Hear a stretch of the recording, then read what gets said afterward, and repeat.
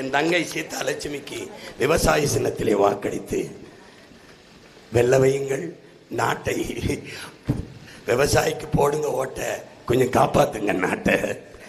அடுத்து ஈரோடு கிழக்கு தொகுதியிலே என் உயிர் தம்பி தாண்டவமூர்த்தி தணிக்கையாளர், அவருக்கு நீங்கள் விவசாய சின்னத்திலே வாக்கு செலுத்தி வெற்றி பெற செய்யுங்கள் என்று உங்கள் மகன் அன்போடு வேண்டுகிறேன்.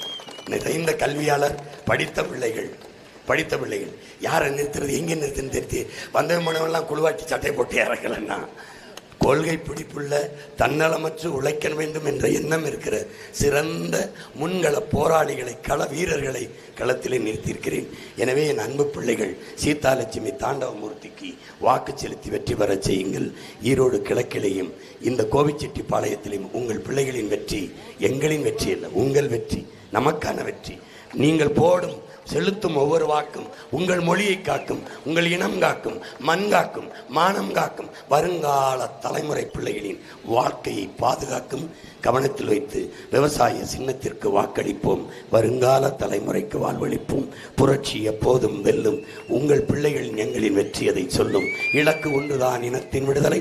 இனம் ஒன்றாவோம், இலக்கை வென்றாவோம். தமிழ் தாய் வாழ்க, தலைவர் பிரபாகரன் வாழ்க. நாம் தமிழர்.